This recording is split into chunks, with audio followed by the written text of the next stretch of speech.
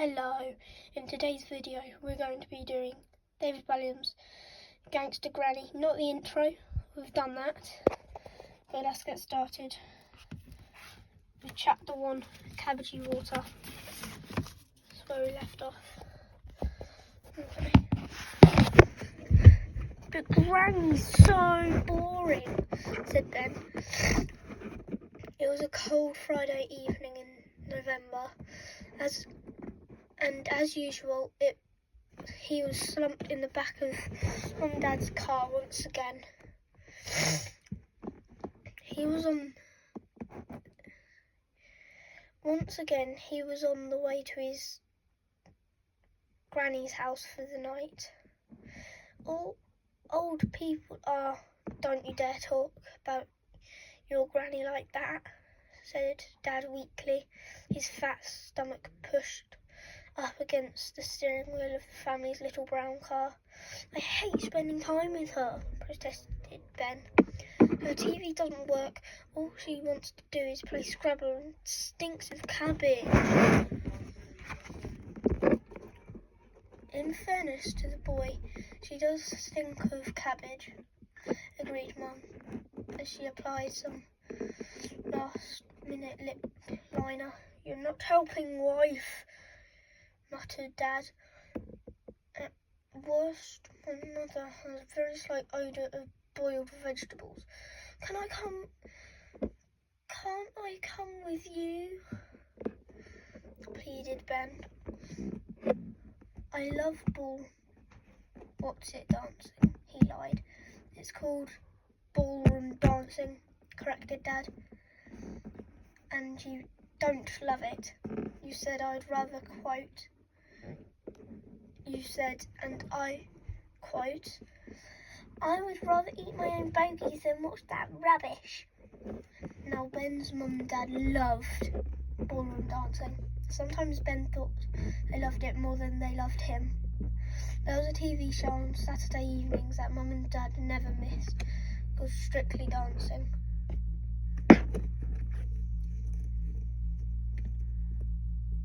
Where celebrities would be paired with professional ballroom dancers.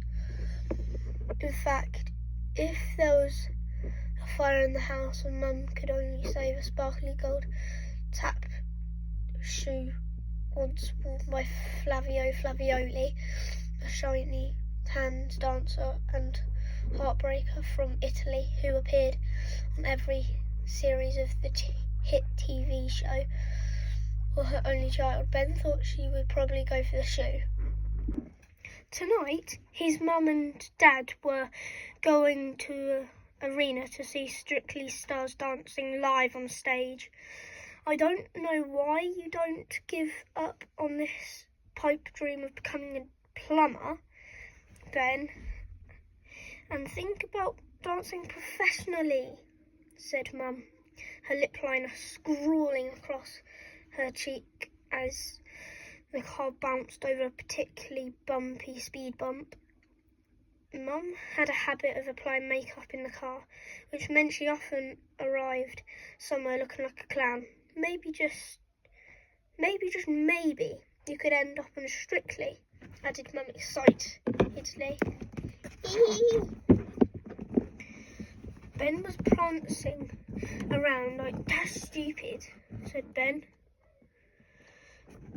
Mum whimpered a little and reached for a tissue. You're upsetting your mother. Now just be quiet, please, Ben. There's a good boy, replied Dad firmly as he turned up the volume to the stereo. Inevitably, a Strictly CD was playing. 50 golden greats from hit TV show was emblazoned on the cover. Ben hated CD, not least because he had heard it a million times. In fact, he had heard it so many times it was like torture.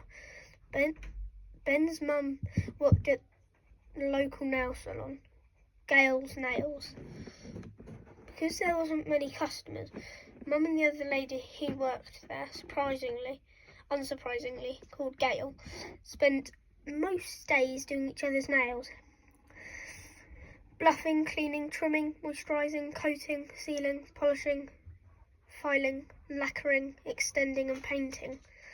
They were doing things to each other's nails all day long, unless Flavio Flavioli was on daytime TV.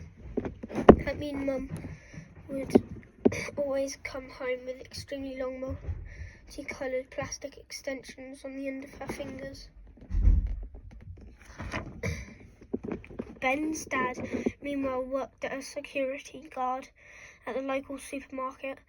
The highlight of his 20-year career thus far was stopping an old man who had concealed 2 tubs of margarine down his trousers. Although Dad was now too fat to run after any robbers, he could certainly block their escape. Dad met Mum whilst he wrongly accused her of shoplifting a bag of crisps. Within a year, they were married. The car swung around the corner into grey clothes where Granny's bungalow squatted. It was one of a whole row of little sad homes, mainly inhabited by old people. The car came to a halt, and Ben slowly turned his head towards the bungalow. Looking expectantly out the living room window was Granny, waiting. She was always waiting by the window for him to arrive. How long has she been there? Thought Ben. Since last week. Ben was her only grandchild, and as far as he knew, no one else came to visit. Granny waved and gave Ben a little smile, which his grumpy face just permitted him to reluctantly return. Right, one of us will pick you up tomorrow morning at around 11, said Dad, keeping the engine running. Can't you make it 10? Ben, growled Dad.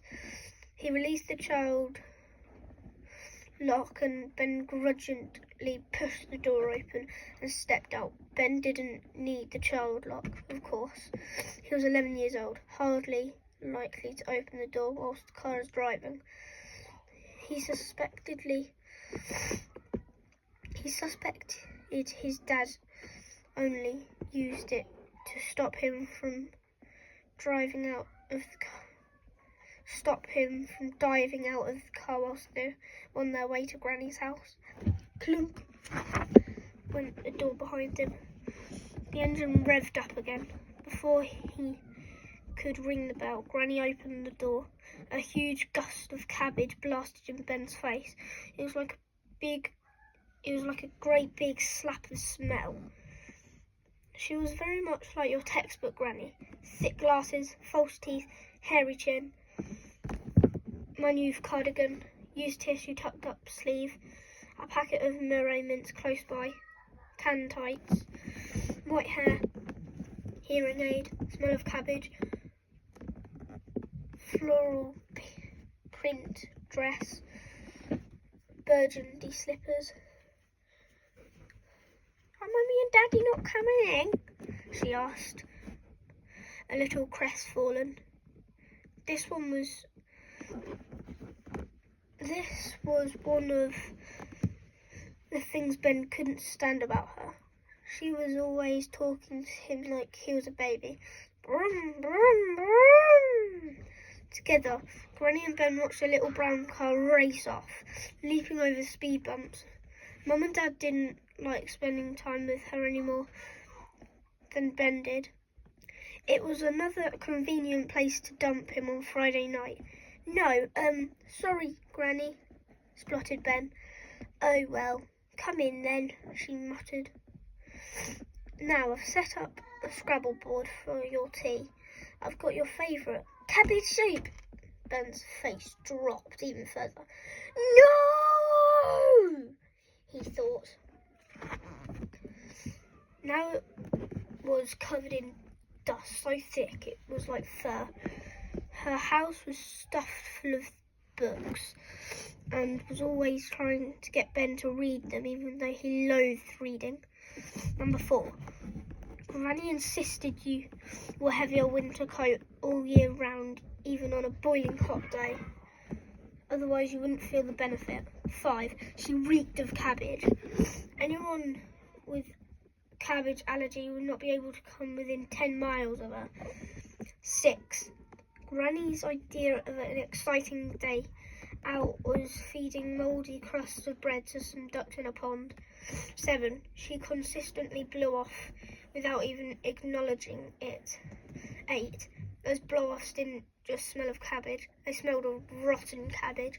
9. Granny made you go to bed so early it seemed hardly worthwhile getting up in the first place. 10. She knitted her only grandson jumpers for Christmas with puppies or kittens on them, which he was forced to wear during the whole festive period by his parents. "How's your soup?" inquired the old lady. Ben had been stirring the pale green liquid around the chipped bowl for the last 10 minutes, hoping it would disappear somehow. Okay, we are going to stop there for this one. I'll read the rest of the book later.